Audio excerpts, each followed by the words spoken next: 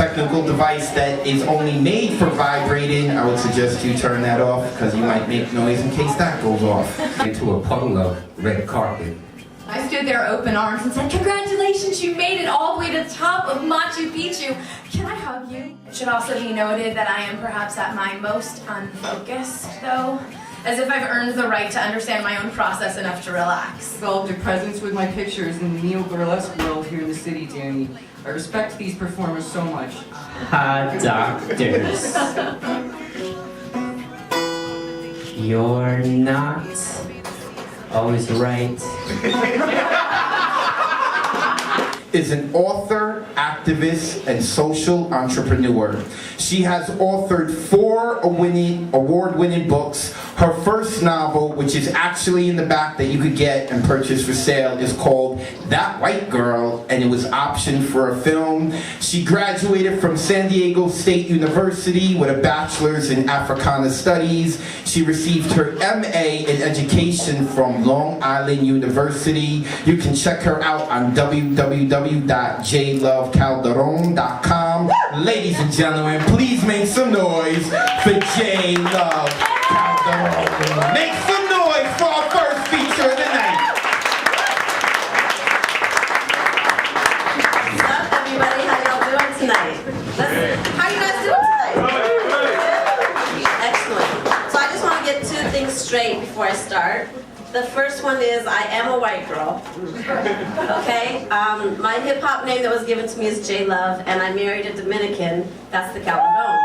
And I have to do this all the time because whenever I'm also a speaker and I talk a lot about white privilege and racism. And the first thing that happens when I'm on the radio or giving a speech is somebody says, "You're not even white. Why are you talking about this? What's going on?" And I'm like, have you ever heard of like getting married and taking somebody's last name? So anyway, so the first thing is that I'm a white girl from Denver, Colorado. The second thing is that I got my name JLove before J-Lo got her name. So please don't come up to me and tell me that I'm biting off of J-Lo. Okay, that's my name. Okay, cool. So I'm very happy to be here. Thanks for having me tonight. I'm reading from my book, That White Girl. It's a true story. It's my coming of age story. It's really about trying to find myself. And I was a white girl in the 80s who loved hip hop and fell in love with hip hop. And in Denver in the 80s, that actually wasn't too cool. And so it was really about me trying to figure out the intersection of race, class, gender, and hip hop culture. So I picked an excerpt that I'm going to do for you guys, and I picked one part of my story, and it has to do with a boy I fell in love with. So here we go. This is from the voice of a 15-year-old girl, okay? Dear Diary, who I like, Brian, a senior on the basketball team. My favorite outfit, my new Lees with the red satin roller skate on the back. TV show of the week, Chips. Ponch is so cute. Listen, things are a little mixed up right now. It used to be that I hung out mostly with white people, and I had some black friends. Now, I hang out mostly with black people, and only have a couple of white friends. I went to a party and started talking to Evan. He said he missed the real Amber. He said I used to be so fun, happy, and excited. Well, I miss being happy too. He said people could always depend on me to cheer them up.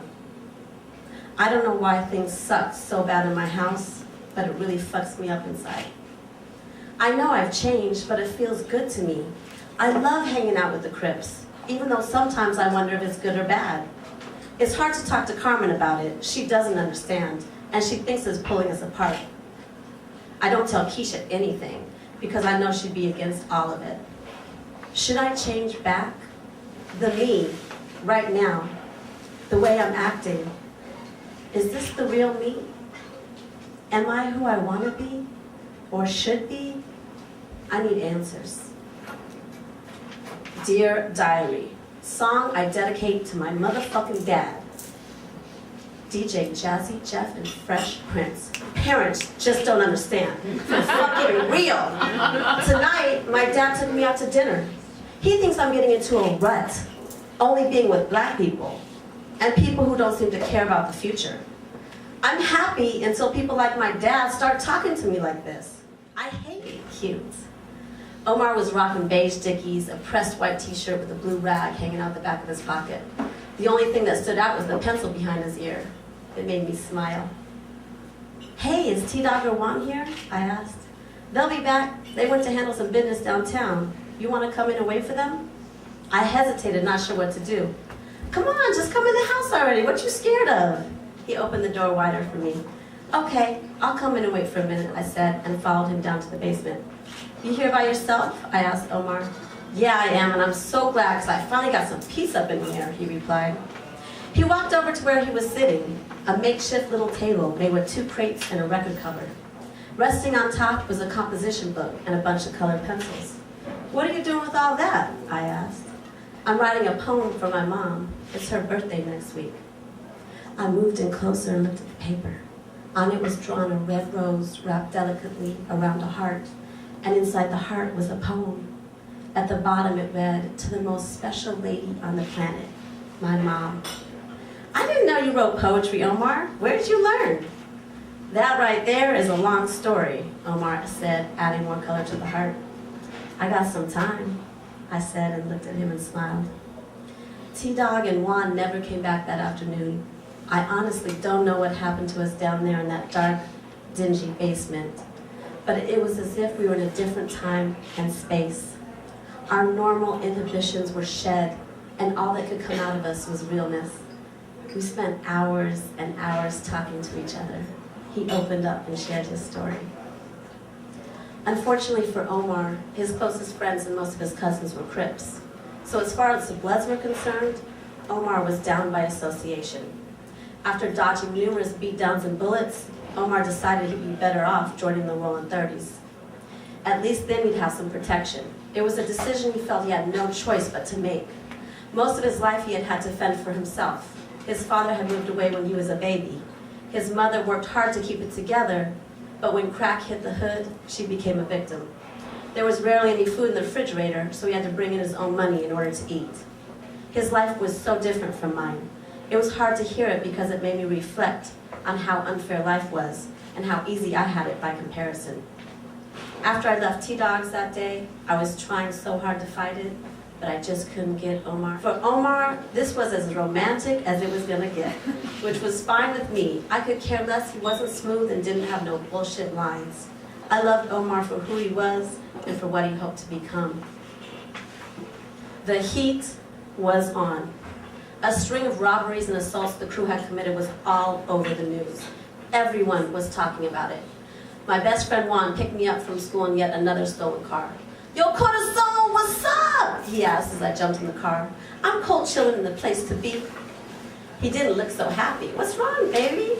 I made a funny face trying to get him to smile. His lips twitched in a half-assed grin, and then he got serious again.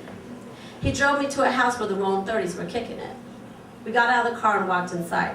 There was no furniture or anything. It was completely bare. I didn't know who owned the house, and I didn't ask. All the Crips were telling war stories, reading the paper, and laughing about how they hadn't been caught by the police yet. A couple of them had been documenting all of their crimes by keeping copies of the articles written about them, taping them up on all the walls. T-Dog told them they were stupid for having that stuff lying around. Y'all's egos are gonna get you locked up, he warned. But nobody paid him any mind. Juan grabbed me and pulled me outside to sit on the porch. It was there he told me what happened. Corazon, they went over the top this time. I can't get down with what they did. It just ain't right. I had never seen such sadness in his eyes before. What happened, Juan? What'd they do? Was Omar there? What happened? They killed a homeless man for no reason. And no, Omar wasn't part of it. Word on the street says it was Ray Ray and some other Rolling 30s. I was so relieved to hear that Omar had nothing to do with it. They beat him with a baseball bat because he cursed at them, Juan continued. It's so sick what they did, and I don't want no part of it. Killing somebody for fun? I ain't down. I admit I'm a crazy motherfucker, you know. I'll rob a store in a minute. But he was helpless. How could anybody do that? I'm through with this at all. For the first time since I've known him, Juan broke down. It was hard seeing him like that, and a little scary too. He suddenly looked really young and vulnerable. I couldn't stop thinking about the dead man. I tried to cover my tears coming down my face while I was on the bus. What was I doing hanging out with people who would do this?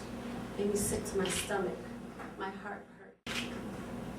That night, everyone who was in that house got busted. To make matters worse, the cops found the bloody baseball bat, which had been hidden in the stolen car Juan and I had been riding in all afternoon. It was all over the news. Turns out I got lucky.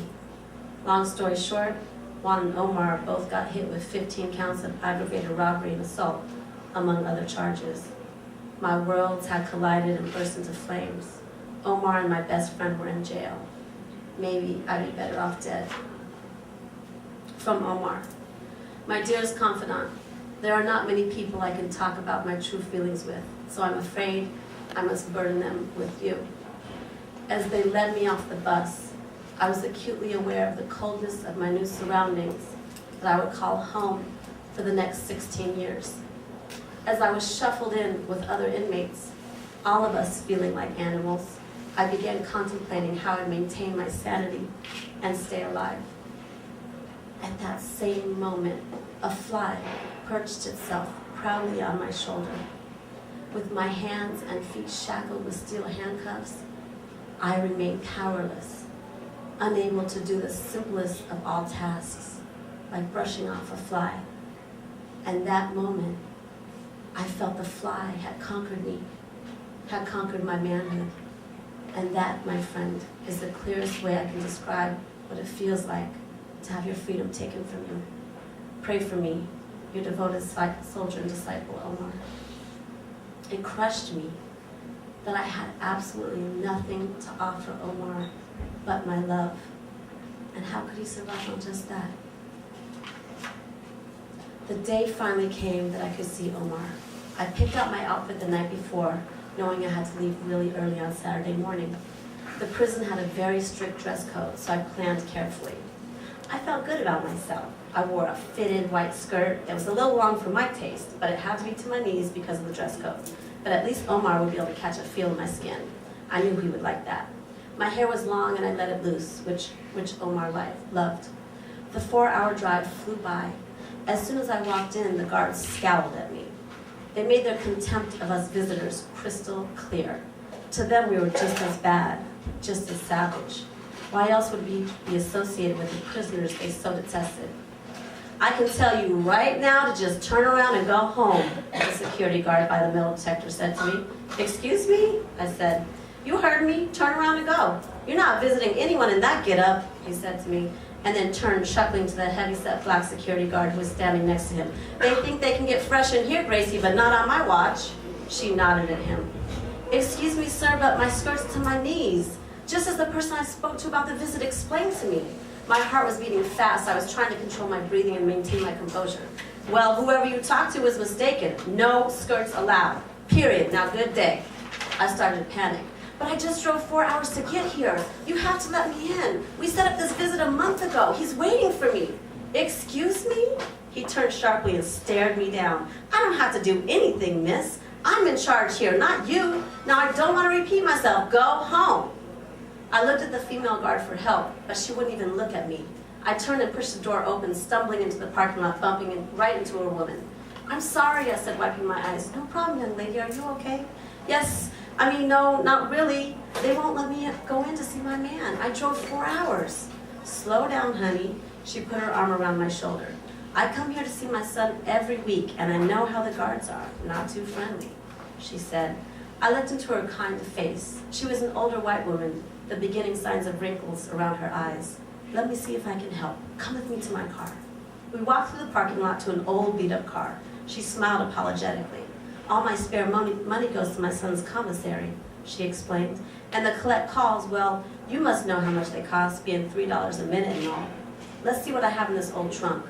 She started digging around a bunch of bags, pulling out clothes and smelling them. I collect clothes from family and friends and sell them at the flea market. The extra cash helps keep away the collectors, she smiled. Here, try these. I think they might work. She handed me the ugliest pants I had ever seen.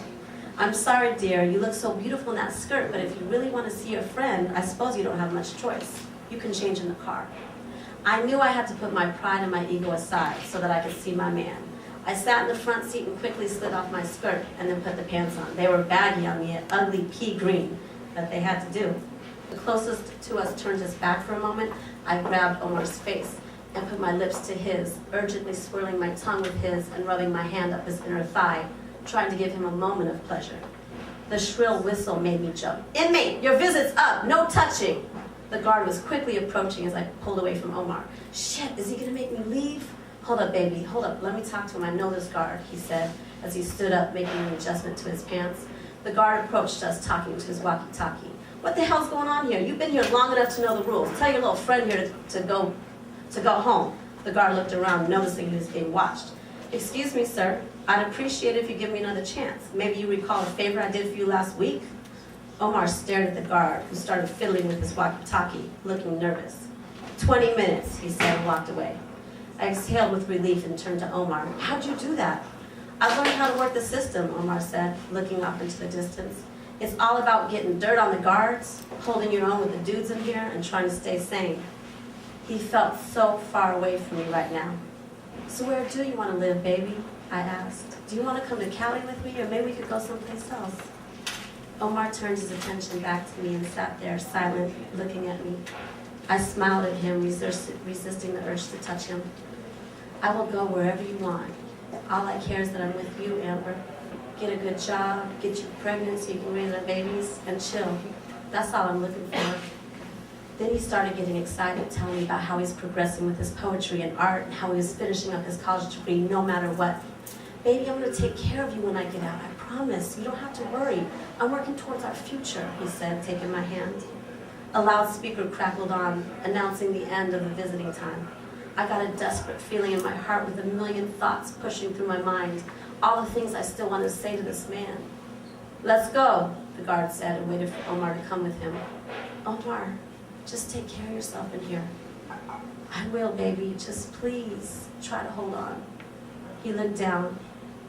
I knew how hard this was for him, with his life and his freedom in the hands of people like the guards, who had a general disdain for everyone in this prison. I knew this from his letters, which spoke of court hearing after court hearing, new court-appointed lawyers promising to get him out to no avail. "Inmate!" The guard's voice became louder. Omar got up and said goodbye, while the guard put his hand on his arm, leading him away. I left in a haze. It wasn't until I was driving away that the tears started. There was so much yet to be said between us. All I had was another memory to hold on to. Thank you.